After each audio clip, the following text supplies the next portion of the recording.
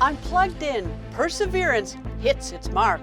Touchdown confirmed. Perseverance safely on the surface of Mars, ready to begin seeking the signs of past life. The six-wheeled rover lands on Mars with high expectations.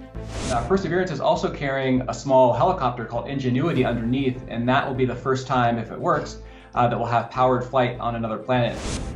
And America's place in space is being challenged with a global competition for travel and exploration. Competition from our perspective is always good. Unlocking some of the mysteries of the red planet, Unplugged in, exploring Mars and beyond. Hello and welcome to Plugged In. I'm Greta Van Susteren, reporting from Washington, D.C. After speeding hundreds of millions of miles through space over 7 months, America's space agency, NASA, successfully landed a six-wheeled rover on the surface of Mars. One of the goals of the mission? To determine if life existed there. It's the first leg in a U.S.-European effort to bring surface samples from Mars to Earth in the next 10 years. Last week, after 7 months hurtling through space, NASA's six-wheeled Perseverance rover landed on Mars. The U.S. Space Agency released this video showing the first high-quality images of the spacecraft landing on the red planet. Its navigation cameras captured this 360-degree view of the landing site. Scientists also equipped Perseverance with 2 microphones. One of them was activated for landing and failed, but NASA managed to capture this audio of Martian wind just after touchdown. Dave Gruhl is a team lead at the Jet Propulsion Laboratory. He says this latest finding can help sustain the rover and its mission on Mars. The noise is an incredible thing that engineers can use to basically detect the health of moving systems. If we get a snapshot of a actuator today, and you can compare over time, do another snapshot, another audio file of that actuator in the future, compare the two and see if there's anything that can be learned in terms of the health of that device. NASA aimed to park its rover at the Jezero crater that scientists believe was once filled with water, an essential prerequisite for life as we know it. Perseverance is the biggest vehicle NASA has to rove on Mars. On board is the helicopter Ingenuity. Together, they will survey the Martian surface and collect samples that could answer an age-old question: did life ever exist beyond Earth? But that's not all, according to NASA's Thomas Zurbuchen. What's so exciting about this, it's not only the landing and the investigations, which is the search for extinct ancient life from a time where life arose on Earth. If everything goes exactly like we hope, late in the 20s, we're going to go pick up the samples this vehicle is collecting and bringing it back to Earth for the first round trip to the planet Mars. Perseverance is scheduled to spend at least 1 Martian year or 2 Earth years exploring the landing site region of the ancient river delta in a lake that once filled the Jezero crater. Arash Arabasadi, VOA News. It is an amazing feat of engineering to get the rover and a helicopter to Mars intact. And then there is more amazing engineering to get everything to work properly and send back those mystical sounds and pictures. One of the people making it all work is Matt Smith, a systems engineer on the Mars 2020 mission at NASA's Jet Propulsion Laboratory. I asked him about his role in the mission. During our cruise to Mars, the 7 months we went to Mars, I was one of the flight directors. So we had a team of about 8 people who were responsible for flying the spacecraft, kind of a combination of pilot and air traffic controller and sort of team coach. I say, imagine Ed Harris in Apollo 13, but less drama. Do you actually control the speed and the direction, or is it pre-programmed by the Perseverance? We actually do have to do what we call the trajectory correction maneuvers over the course of cruise to enable us to hit our target for entry, descent, and landing. So we did 3 trajectory correction maneuvers on this mission, and we also do other activities like we turn the vehicle to make sure that we can maintain communication. We also do a lot of checkouts of all the backup subsystems. There's no like AAA on Mars, so we bring backups of everything. We have to check all that out. And we also check out the instruments. So actually cruise is a pretty busy time. And then before launch, I was on the team that tested and designed the rover and got it ready. Okay, took off in July, landed in February. You only did 3 corrections in that time? Yeah, that's right. We had an opportunity to do up to 6 if we needed them, but we have a navigation team that's constantly tracking where we are, and they help us determine whether or not we need to do those maneuvers. So it turned out we only needed to do 3 of them this time around. What did you expect? Is that like average, or I mean, 3 is what you sort of expected, or is that unusual?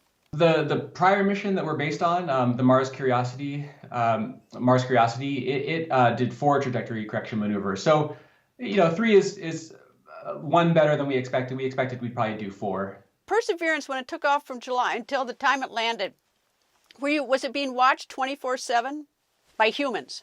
Yeah, so at the very beginning, we did have 24/7 what we call coverage. So there's a network of antennas called the Deep Space Network that's managed by NASA, and there's antennas in California, Spain, and Australia. And the idea is that as the Earth rotates, you always can see any spot in the solar system with these antennas. So at the beginning of the mission, the first couple weeks, we did have 24/7 coverage. And then in the middle of the mission, in the middle of cruise, we had around 8 hours a day where we could talk to the spacecraft. And then near the very end, for the last month of cruise, we had 24/7 coverage, so that if anything came up, we had an ability to talk to the spacecraft and get it ready for landing. All right, so you've outlined very careful, controlled Perseverance and what you can do to correct and everything. But the last 11 minutes before it landed, you had no ability to control it. Isn't that right?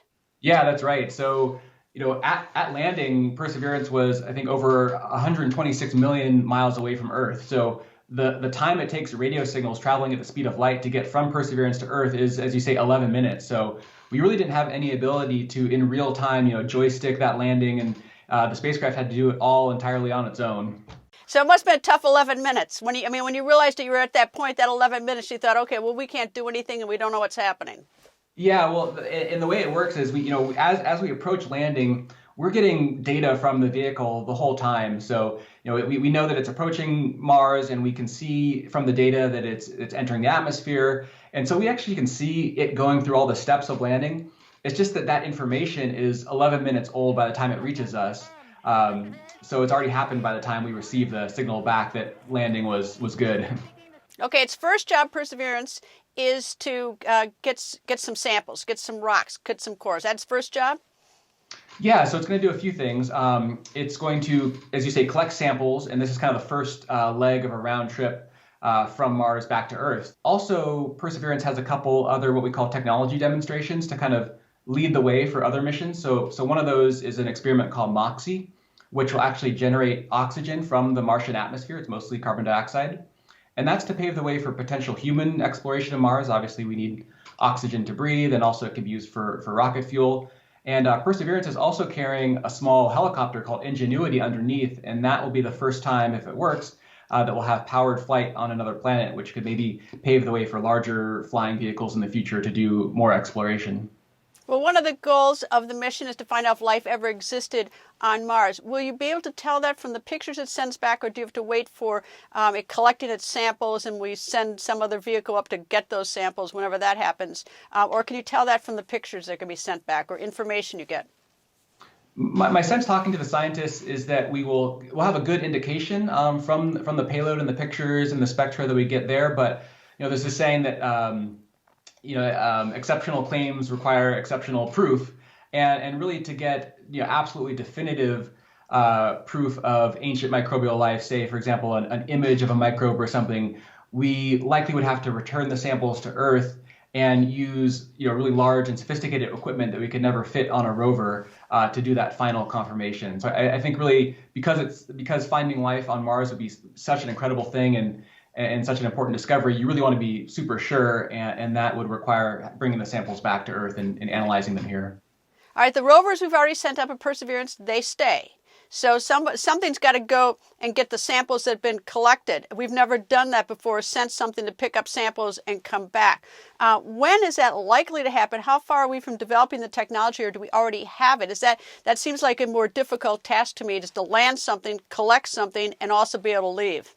Yeah, you're totally right. It is a huge challenge. Good news is the technology development is already in work at NASA and our partners at the European Space Agency. And the idea is that we would send a mission in the kind of latter half of the 2020s that would land a rover, another rover on Mars, and a small rocket. That rover would go then and fetch the samples, bring them to the rocket that's on the surface of Mars, blast them into Mars orbit, and then we would have a third spacecraft that would go grab those samples from Mars orbit and bring them back to Earth. So a lot of moving pieces, but we're already starting on those. But that's going to be 8 or 9 years from now, right? That we collect them? That's right, yep. Now let me turn to Ingenuity, the helicopter that's been sent up. And what is first the difficulty or the uncertainty about whether or not it'll fly? That's the first thing. And secondly, why did you want to send a helicopter? If we've got the rover, it can take pictures, it can gather things. Yeah, that's a really good question. So one of the things that makes flying a helicopter on Mars so difficult is that the atmosphere of Mars is extremely thin compared to Earth. So it's only about 1% of the density of Earth. And we've tested a helicopter on Earth in a vacuum chamber that has been pumped down to simulate the environment of Mars, and it worked pretty well. But there's a lot of unknowns, like how will wind affect the helicopter. To make it fly on Mars, the rotors have to spin extremely fast. It also has to be very light. So this is a really big challenge to fly on Mars. And one of the reasons we're doing this is I sort of think of it as analogous to a mission NASA sent in 1997. They landed a mission called Pathfinder, and there was a small rover called Sojourner on it. It was about the size of a microwave, and it was the first rover on another planet. And now we have a big SUV-sized rover that's roving Mars. So if we think about the helicopters maybe analogous to that, hopefully in the future we could have much larger helicopters exploring, and that would let us cover a lot more area a lot more quickly. The rover itself only travels at like a little less than walking speed, if you can believe it. So we can get a lot of places, but it's relatively slow, and a flying vehicle would let us explore so much more quickly. Do you expect to find some evidence of life on Mars? I mean, what's your sort of expert opinion and hypothesis? So my own personal opinion is that the scientists tell me that we know that this location that we're sitting, Jezero Crater, was an ancient lake bed. We know that there was water there, and this was billions of years ago, around the same time that microbial life was getting a foothold on Earth. So we really are in the best position possible, almost on the entire planet, to find ancient microbial life if it existed. How do you know there was water there? I mean, it looks like to me, and I see the pictures. It looks like a desert to me. But I mean, how do you know there was water there? That's actually a big question from the scientific community. We knew Mars was a lot warmer and wetter. Mars doesn't have the same magnetic field that Earth does. So there's some hypotheses about interaction with solar wind. But I think that is still one of the big questions is, what happened to the Martian, the water on Mars? Perhaps it's frozen under the surface. Perhaps it got lost into space over billions of years. That's something that planetary scientists are still trying to unwrap. Is NASA preparing for human exploration? We've sent these rovers, but what about humans? Yeah, Mars is definitely on the roadmap for NASA's human exploration program. So the Artemis Project is NASA's current effort to return the next man and the first woman to the moon. And eventually that would lay the groundwork for sending humans to Mars, later in this century. And it's definitely the long-term goal of NASA human exploration to put humans on Mars. What are you most excited to learn about with this, with Perseverance, with its mission? Well, I think some of the questions we've talked about, like, was Mars habitable? Is there evidence of ancient microbial life? I mean, to me, that's incredible science. That's the type of thing that, rewrites our textbooks and would really change our understanding of where we fit in the universe and maybe where life could exist elsewhere on other planets or around other stars. So to me, that's really exciting. I'm also just, as an engineer, super excited to see the Ingenuity helicopter take off. I mean, that's pretty amazing. So a lot of really cool things going on with this mission. What's your wish list? What would you like to do beyond this in terms of space exploration? Well, one of my sort of pet interests is a field called exoplanets. So exoplanets are planets that orbit stars other than our sun. And 25, 30 years ago, this was we didn't know of any exoplanets. It was sort of a pie in the sky dream. But a few missions recently have shown us that essentially almost every star in the universe has at least one planet around us. And we're just developing the technologies now to be able to detect those planets, image them. It's a really hard problem because it's like looking for a firefly next to a lighthouse in terms of the brightness of the planet and the brightness of the star. But I mean, imagine if you found a sun-like star and were able to detect an Earth-like planet around it. That could really, increase our chances of finding a habitable location besides our Earth elsewhere in the galaxy. Well, it's so exciting, and I appreciate you talking to me today. Thanks so much. Great to be here. Spacex, the company founded by Elon Musk, is planning to launch the first space flight with an all-civilian crew. The spacecraft will orbit the Earth for several days, sometime in the fall. It will be a 4-person crew led by an American billionaire and pilot, Jared Isaacman, who is paying SpaceX an undisclosed sum of money for the flight. Also selected for the flight, a young woman who beat the odds against bone cancer. When it lifts off, she will become the youngest American in space. Plugged In's Elizabeth Chernoff has her story. So I'm going to space.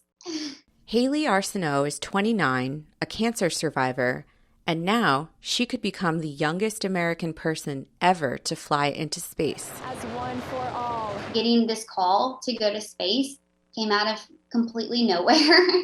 And but I think that's the beauty of life, is sometimes it surprises you. The opportunity has come her way through her workplace, St. Jude Children's Research Hospital in Memphis, Tennessee. It was where she was treated as a child battling bone cancer. So when I was 10 years old, I was working my way towards my black belt. And I had actually just gotten my black belt in Taekwondo before I was diagnosed with cancer. But I started having knee pain. And they thought it was from overuse from the Taekwondo. But then I started limping, and my mom noticed a big knot above my left knee. And she took me to the doctor, who did an x-ray. And I'll never forget, she came in the room with me and my parents and just said, "This is bone cancer." My disease is called osteosarcoma, and it's a bone cancer. It's very serious. If you don't catch it fast, it spreads. I spent a year at St. Jude undergoing intense chemo and then also surgery to save my leg. And as difficult as that year was physically, it was the most meaningful year of my life. Arsenault now works at St. Jude as a physician assistant. She was chosen by the hospital and billionaire philanthropist Jared Isaacman to fly on the private Inspiration 4 SpaceX mission later in 2021. 3, 2, 1, 0. It will be the first space flight without an astronaut aboard, but before liftoff, there's training to be done. It'll start with the centrifuge training, like going around really fast to feel all the G-forces. And then we're just going to prepare for any possible situation. We're going to spend a lot of time in the Dragon simulator. And then I'll get some additional preparation as I'm the medical officer of this flight. Unlike the NASA and SpaceX flights that go to the International Space Station, this one will travel around Earth for several days, during which time Arsenault said she expects to participate in science experiments and also make time to video call kids at the hospital. I really hope to inspire these kids by going on this mission to dream big, that they can do anything. I was talking to this little girl yesterday, and she was saying that she's upset that she can't run or jump. And I said, I can't run or jump either because I have a prosthesis in my leg. But I said, that's not stopping me from going to space. And so, this mission is opening space travel up to anyone.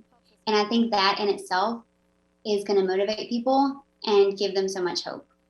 Kids are so visual, and I hope that them being able to see me in space really shows them what their future can look like.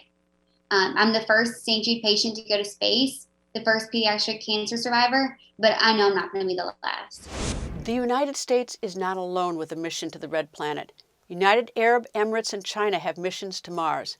The UAE says space has opened a broad range of possibilities for everyone in the Arab world. The Martian surface has never been so popular for Earthling vessels. In July 2020, the United States, the United Arab Emirates, and China launched missions to the Red Planet. At the time, Earth and Mars had the type of ideal alignment that only happens every 26 months. Sarah Alamiri is chair of the UAE Space Agency. She says the years-long journey to build and launch a craft could inspire other Arab nations. Today you have households of every single age group passionate about space, understanding a lot of science that happens in there. It's opened a broad realm for possibilities for everyone within the UAE and also, and I truly hope, within the Arab world. The UAE's orbiter fired its main engines for 27 minutes to enter the Martian atmosphere in what's being called the HOPE maneuver. It took another 17 minutes for nervous scientists on Earth to learn the good news. The following footage comes from Chinese state television, and VOA cannot independently verify its content. It claims to show scientists at the moment China's Tianwen-1 probe entered orbit around Mars. The Chinese craft executed a similar slowdown technique to the UAE's HOPE maneuver. Tianwen-1 will stay in a so-called parking orbit to survey the surface, looking for potential landing sites in May or June. Arash Arbasadi, VOA News.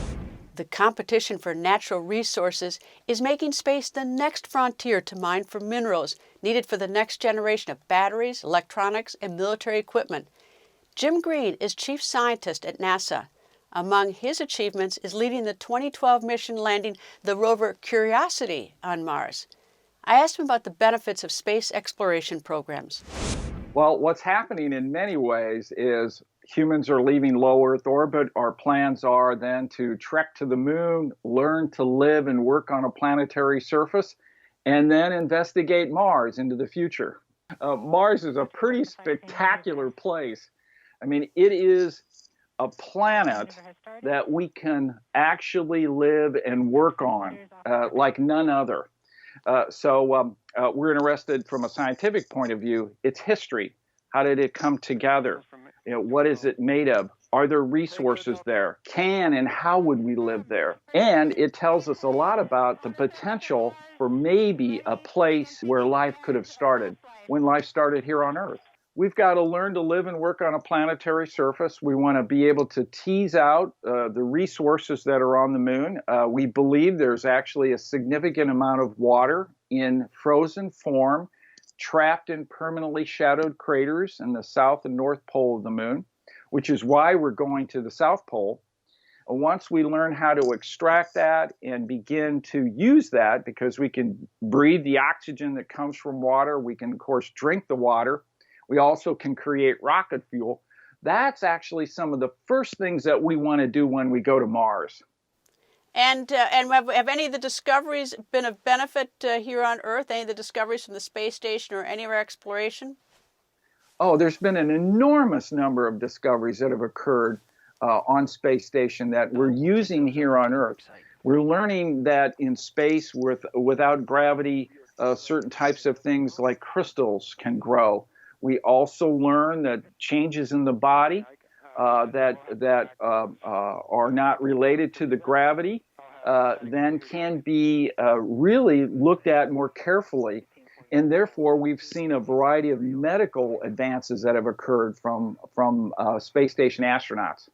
All right, we had a space race with the Soviet Union, which led to the man on the moon. We got there first. Are we in a space race, for instance, now with China? I mean, is there competition? And good competition. I don't necessarily mean, a bad competition. Right. Yeah. Competition from our perspective is always good. We're excited to see what the Chinese are doing. You know, they have plans also to land on the moon. They have several rovers there now. We're turning our attention to do that. They've started to build a space station. That's exciting. So they're discovering some of the major scientific activities that we have been working in for several decades. So this kind of work is very healthy between these nations. And what are other nations doing? Some nations are getting into this concept of getting more commercial companies going. I know the Japanese are, and a couple are starting up in Europe too. So it's a model, I think, that's going to leave the U.S. and go into many of these other countries to be followed. And is NASA now working with private companies? Is that something a little bit different? It is different, and it's really a very important part of the whole plan. And the concept is, of course, getting more companies having the ability to get into space, because we have the space station. Spacex and Blue Origin and a number of others can allow transportation back and forth. That enables us to turn our attention to these grander plans about going to the moon. Are the private companies and NASA working well together, or is there some stepping on feet and duplication of what the private enterprise is doing and what NASA is doing? Well, the private companies together form a competitive network, as we always like to have. You know, we always are looking for the best price for the best product. So that's going on. But from our perspective, it's a really healthy environment because we have a number of companies and groups to work with. What are you most interested in seeing in this in Perseverance? I mean, what's the one sort of thing, like, you know, you want to see if it can do? Well, what it will be doing that we really want is it will be coring rock. And in fact, here's an example of one of the cores. It looks like a piece of chalkboard chalk or Crayola creme, depending on what era you're born in. We don't use chalkboards anymore these days. But we want to core rock in certain places where there's sediments in these deltas, where life may have really come down these rivers and then deposited and created the rock that we see today. And then we want to bring those sediments back. Just like the Apollo rocks, we want to be able to interrogate these in our laboratory and really tease out the history of Mars through the rock record. Well, Perseverance got a core and gather those rocks. Does it deposit it someplace, and how do we get those rocks back to Earth? The plan is that we will go to a location and create several cores. We put those cores in a metal sleeve, all right? And then that is sealed, and then we lay that on the surface and then move on to other areas. So we will be leaving these samples on the surface for later pickup. And what's later pickup? Well, we're planning those missions right now. That's the next thing. Are we alone in this universe? So my answer to that is, this is why we're going to Mars and why we're looking out beyond our solar system for planets that are more Earth-like to determine if we are alone or not. All right, so we have the moon, we have Mars. Looking beyond that, what do you see NASA doing? Well, Moon and Mars is going to be enough for, in terms of human exploration, for sure, for the next several hundred years. But, you know, NASA's doing a lot in many other ways. We have missions that are currently at Jupiter. We have one that's way out in the outer part of the solar system. The Voyagers are still working, and we've gone into the Kuiper Belt with New Horizons. So we have quite a spectacular program all over the solar system. Jim, thank you for talking to me, and thank you for your work. I got to tell you, I'm a big fan of NASA. It's very inspirational. It's very exciting, and I would have loved to have been part of the space program in some way. I chose the wrong career. Well, there's always room for you, Greta. Come on. You can come help us anytime you'd like. Thank you so much for inviting me. That's all the time we have for now. Thank you to my guests, NASA Chief Scientist Jim Green, Matt Smith, Systems Engineer for the Mars rover Perseverance. Keep up with the latest news at voanews.com, and do follow me on Twitter @Greta. And we leave you with more of the amazing images from Mars. Thank you for being plugged in.